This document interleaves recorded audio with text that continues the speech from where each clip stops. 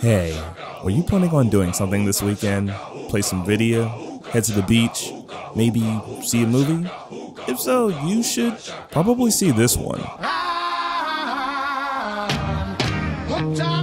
So, Guardians of the Galaxy Volume 2 is the first Marvel Studios film of 3 this year, because Logan doesn't count, and it's pretty damn good. I'd say as good as the first film, as long as you're not expecting the exact same galaxy-hopping adventure with the same wow factor. A good reason for this is that the core team is already together, allowing writer-director James Gunn to tell a tightly written story that starts and takes place almost immediately after the first film in 2014.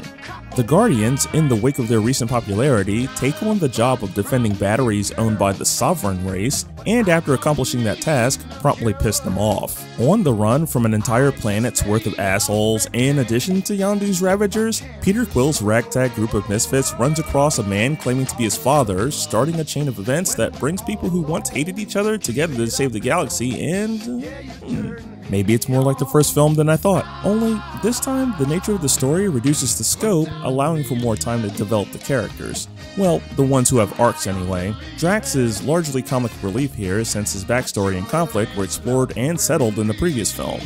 Groot is, well, Groot, only a baby who doesn't necessarily understand everything that's going on. Everyone else explores open wounds, especially Quill, since the main story focuses on him reconnecting with his father. Even Mantis, a new addition, learns a few things about interacting with other people.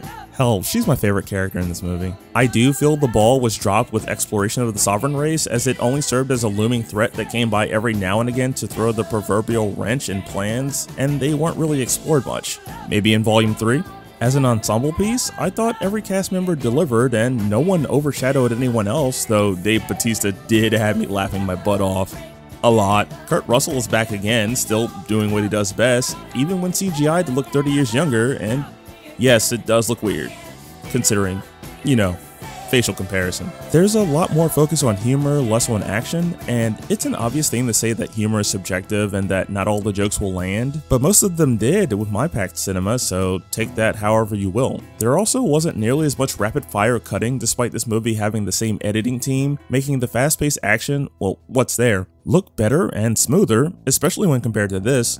Also, holy crap, the cinematography and color grading in this movie are nice, with some neat usage of camera rigging and not a whole lot of traditional cam usage here. As a guy who remains broke due to a love of photography and a budding interest in camera work, that's a red. Some top-notch shit here, probably shot in 8K. The soundtrack? I'm not as hooked on Volume 2, but I'm also not big on 80s music. One song in particular plays an important role in the culmination of the narrative though, so that's taking one step over how music plays a part in the previous film, which is cool in my opinion. But what else can I say? The movie is great.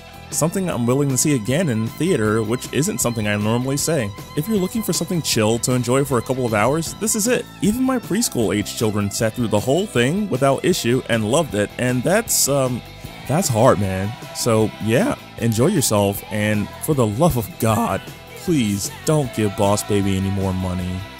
Seriously.